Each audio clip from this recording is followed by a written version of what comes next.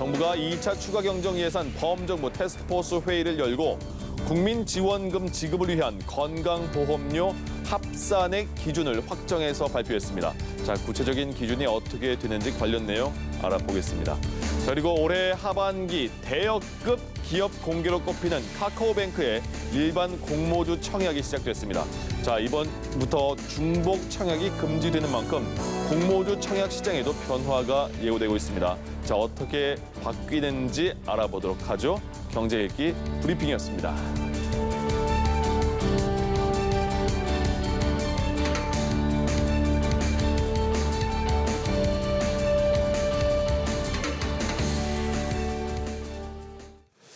네, 김대호의 경제 읽기 시작합니다. 김대호 경제학 박사와 함께하겠습니다. 어서 오십시오. 네, 반갑습니다. 예. 정부가 이제 국민지원금 지급 결정을 했잖아요. 기준도 확실히 정했고요. 어떻게 되는 거죠? 먼저 구체적인 기준이요. 네, 참으로 말도 많고 사연도 많았던 제2차 추경에 따른 5번째 국민 재난지원금 예. 그 예산이 이제 확정돼서 통과가 됐어요. 네.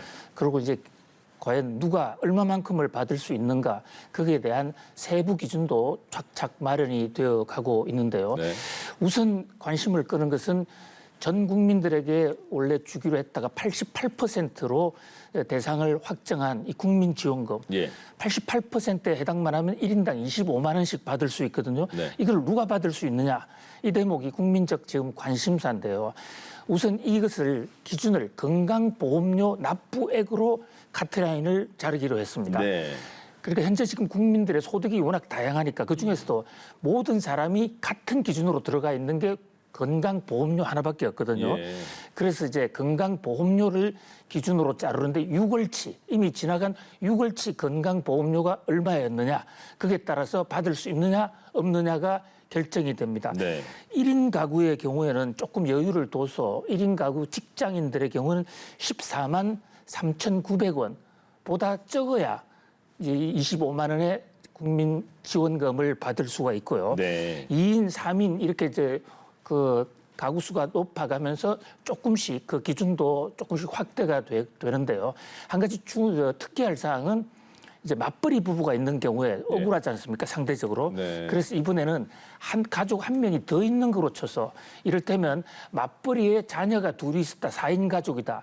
이러면 이것은 5인 가족으로 계산을 해서 그만큼 좀 더 받기 쉽게 해주는 이런 것으로 이제 확정이 됐어요. 네. 지금 건강보험공단에 들어가면 자기가 6월 달에 이 건강보험료를 얼마 냈는지 자기 가족의 총 합산이 얼마인지 바로 나옵니다. 예. 그러면 지급 대상이냐 아니냐가 알 수가 있고요. 다만 이 경우에도 이제 자산이 너무 많은 사람들, 네네.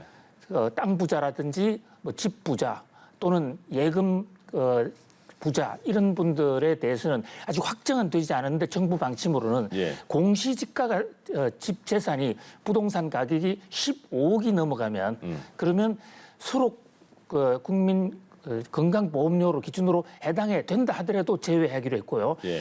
또 금융소득이 연간 2천만 원 정도 이상 되면 이 역시 빼기로 했습니다.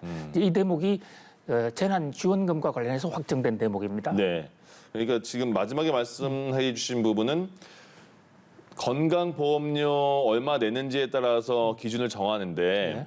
그렇게 이게 소득을 기준으로 정하는 거잖아요. 그러니까 예. 소득은 적은데 땅 부자나 건물 부자나 이런 사람들에 대한 불만이 있기 때문에 공시지가 15억 원 주택 소유자는 못 받는다는 거죠. 그렇습니다. 확정되지는 않았는데 정부가 예. 그런 방침으로 검토하겠다 이렇게 됐고요. 건강보험료는 예. 확정된 사안입니다. 아, 그렇군요. 예. 공시지가 15억 정도면 실거래가는 한 20억 정도 되는 겁니까? 그렇습니다. 지역에 따라 좀 다른데 예. 추산을 해보면 약 21억.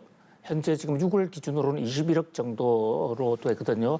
그래서 이제 이 경우에는 그 개인은 물론이고 가구원 부동산을 모두 합산한 금액이 21억이 넘으면 대상자에서는 일단 빠지게 되고요. 네. 금융소득 2천만 원이라는 것은 예. 이자로 받는 소득이 2천만 원이기 때문에 이 만약에 이것이 10% 이자라고 그러면 2억 원 정도 되는데 현재 이자율이 그게 한 4분의 1 정도 되기 때문에 네. 한 8억 원 정도 이상의 예금 자산이 있는 경우에는 역시 대상에서 제외될 가능성이 있습니다. 예. 그럼에도 불구하고요. 사람이 잘 사느냐 못 사느냐를 따지는 기준은 크게 두 가지가 있어요. 예. 하나는 이 얼마나 일정 기간에 돈을 많이 버느냐. 네. 이것을 경제학에서는 플로우라고 그러는데 그런 게 하나 있고 또 하나는 자기가 현재 부모로부터 물려받았던 샀던 현재 쌓여진 자산이 얼마냐. 이건 스톡 자산이라고 그럽니다. 네. 이 두 가지인데 이 스톡 자산은 국민들 비교하기가 어렵기 때문에 일단 플로우 자산인 연간 소득을 기준으로 하되 예. 15억은 제외를 하기로 했지만 그럼에도 불구하고요. 예를 들면 자기가 지금 전세로 살면서 네. 소득은 많은데 전세로 살고 있다. 이런 경우에는 집을 사지 않았다는 이유 때문에 대상 카트라인에 탈락돼 버리는 그런 불이익을 받을 수가 있죠. 예. 물론 완벽하게 만족스러운 기준은 없지만은 이제 너무 급작스럽게 이렇게 하다 보니까 이런 어떤 그 역차별 이런 게 나올 수 있고요. 특히 지금 30대와 40대의 독신으로 사는 사람들. 예. 이것은 1인 가구가 아무래도 2인, 3인 가구보다는 카트라인이 대상에 포함되기가 훨씬 더 어렵거든요. 그렇다 보니까 이제 30대, 40대에 어느 정도 성공한 분들은 혼자 산다는 이유 때문에 예. 여기서 탈락될 가능성이 있습니다. 그래서 이제 이와 관련해서 이것이 무슨 로마 시대 때 있었던 어떤 독신세냐, 예. 혼자 사는 것도 억울한데 네. 왜 이걸 빼느냐. 이런 조금 볼멘 소리가 나오고 있고 형평성의 문제도 좀 제기가 되고 있습니다. 그렇군요. 부모로부터 물려받은 자산은 엄청나게 많은데 네. 지금 당장에 취업을 안 해서 놀고 있다. 이러면 받기가 쉽지 않습니까? 예. 이런 이제 불공평성을 하소연하는 목소리들이 있습니다. 자산 많은 분이더라도 이렇게 그분들에게는 실제로 막 큰 돈은 아니더라도 본인만 소외되면 뭐 서운한 감은 또 있겠죠. 자, 그리고 지금 가장 중요한 부분 중에 하나가 자영업자 소상공인 분들 지금 영업을 계속 많이 못하고 있어서 진짜 많이 힘들었잖아요. 이분들에 대한 그 보상은 어느 정도로 돌아가는 거예요? 그렇습니다. 이번에 정부가 마련한 2차 추경에서 나온 5번째 이 국민재난지원금은 크게 3가지 패키지로 되어 있습니다. 네. 첫 번째가 방금 말씀드린 국민재난기원금, 그리고 두 번째가 지금 앵커님 말씀 주신 예. 바로 저 소상공인들을 대상으로 한 희망 회복 자금이거든요. 네. 이게 한 178만 명 정도로 받게 됩니다. 그러니까 정부의 집합 금지 명령이나 영업 규제 명령 때문에 영업을 하지 못했던 사람이나 예. 또는 그런 집합 금지 명령은 아니었더라도 매출이 급격히 감소했던 사람, 이 178만 명, 작년보다도 대상자가 60만 명 정도 늘어났는데 이 경우에 최대 2천만 원까지 희망 회복 자금이란 걸 받습니다. 네. 이 자금은 빠른 속도로 지금 추진이 돼서 현재 전체적으로는 4조 2천만 원 배정이 됐는데요. 다음 달 17일부터 바로 받을 수가 있고요. 예. 지난해에도 버팀목 플러스라는 이름으로 받았던 사람도 올해 또 받게 되는데 그분의 경우에는 다른 절차 없이 바로 8월 17일 날 자동적으로 입금이 됩니다. 그리고 올해부터 추가되는 분들 68만 명에 대해서는 예. 그 정밀 작업을 거쳐서 8월 말 빠르면 9월 초에 지급될 것으로 보입니다. 근데 7월 7일 이후에 발생한 소상공인에 대한 손실에 대해서는 지급 시기도 좀 달라지겠네요. 그렇습니다. 예. 7월 7일 이후에 발생한 것은 이른바 손실보상금의 성격이거든요. 그러니까 이번 재난지원금 패키지 중에 3번째인데 이것은 이제 그 희망 회복 자금은 과거에 있었던 피해에 대해서 네네. 어느 정도 정부가 재난지원금으로 보상하는 거지만 이제 앞으로는 정부의 집합 금지 명령이나 영업 제한에 따라서는 예. 그에 대해서 일정 금액의 보상이 나옵니다. 그 보상은 7월 7일 이후부터 있었던 정부의 어떤 규제 조처 여기에 해당되는 분. 아, 그건 손실보상법에 따라서 그렇습니다. 적용이 예, 되는 거군요. 이번에 만들어진 예. 손실보상법에 따라서 소급은 하지 않습니다만 네네. 7월 7일부터는 이제 하게 되는 거죠. 그래서 크게 3가지가 있는데 3가지 다 받을 수도 있고 예. 또 경우에 따라서는 하나도 받지 않을 수도 있고 이렇기 때문에 뭐 한번 살펴볼 필요가 있을 것으로 보입니다. 예. 이 정도 이제 정부가 많은 고민도 했겠고 이렇게 추경 예산 이렇게 큰 금액을 책정을 했는데 소상공인 분들이나 뭐 어떻게 숨통이 좀 트일 수 있을까요? 국민들에게? 예, 뭐 그 아주 그 마른 날씨에 가뭄에 뭐 상당한 도움이 되겠지만 그러나 근본적인 해결이 될 수야 있겠습니까? 네. 그동안에 소상공인들이 영업을 하지 못한다는 정부의 규제 명령으로 인해서 집합금지 명령으로 인해서 상당한 타격을 입었고 또 네. 경기 부진에 의해서 여러 가지 어려움을 겪었습니다마는 뭐 정부 입장에서도 여기에 대해서 모든 금액을 다 보상했으면 좋겠지만은 국가 예산이 제한돼 있다 보니까 예. 또 예산을 많이 쓴다고 얼마나 많은 비판적 여론이 있었습니까? 그래서 제한된 범위 내에서 정말 정부가 할 수 있는 최대한의 범위가 나가는 게 아닌가. 이번에 추경 예산이 34조거든요. 예. 사상 최대 규모고 그중에서 약 18조 정도가 바로 그 소상공인 등을 위한 지원금으로 나갑니다. 또 하나 이제 그 중요한 것이 네. 바로 상생 소비 지원금이라는 게 있습니다. 아, 그 뭐죠?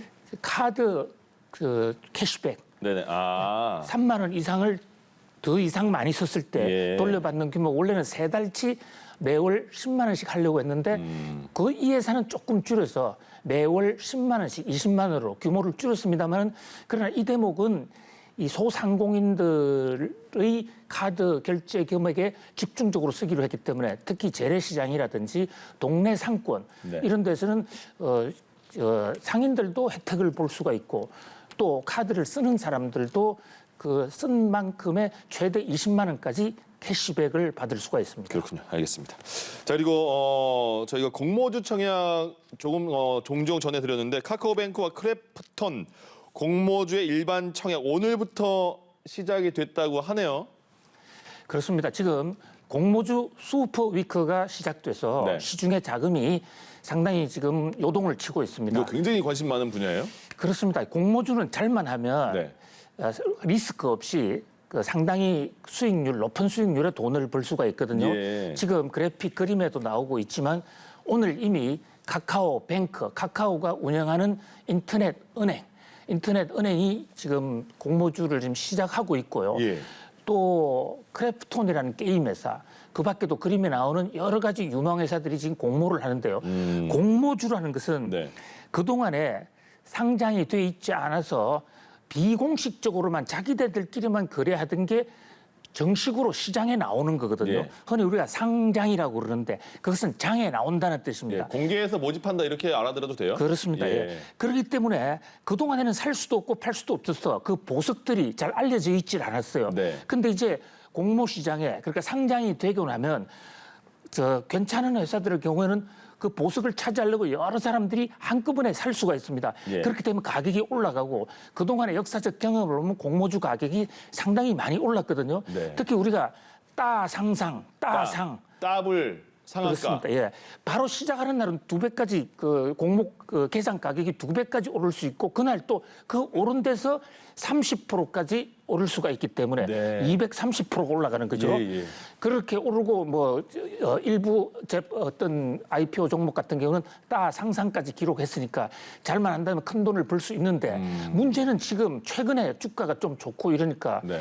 이 기업하시는 분들이 조금 욕심을 부려서 예. 공모 가격을 지금 너무 높게 내놓고 있습니다. 아. 그래서 기업 실제 가치에 비해서 공모 가격이 높지 않느냐를 잘 판단해서 너무 높으면 사실은 떨어질 수도 있거든요. 공모 가격은 그 기업 대표가 정해서 내놓는 거예요? 예, 기업 대표가 이제 이른바 수요 예측이라는 방법, 또 자기하고 비슷한 회사 이것을 지정해 가지고 하는데요. 예. 그런데 지금 그것이 자기하고 비슷하지도 않은 아주 잘된 외국의 회사하고 예. 가져오기도 하고 그렇습니다.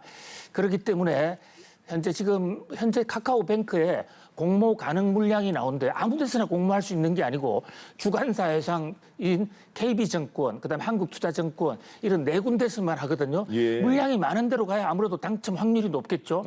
전체 배정하는 물량 중에 반은 돈의 힘으로 돈을 많이 낸 사람한테 반은 돈을 많이 주고 나머지 반은 균등 배분이라고 해서 사람 머릿수로 줍니다. 그런데 이 경우에 이제 최소한 그래도 이 10주에 반은 집어넣어야 되기 때문에 19만 5천 원은 집어넣어야 돼요. 예. 그리고 과거에 불과 한 달 전만 하더라도 이 증권사, 저 증권사 다 집어넣으면 하나씩은 다 받을 수 있었거든요. 그렇죠. 그 제도가 이제 없어집니다. 왜요?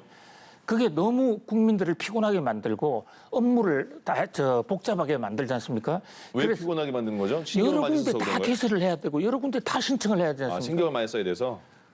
그 물리적으로도 시간이 많이 예, 걸리고 예. 계산하기도 어렵고 네네네. 그래서 한 군데서만 한 군데서 하는 대신에 그만큼 더 많이 주면 되지 않겠습니까? 예, 예. 그래서 두 군데 세 군데 이상을 신청했을 때는 예.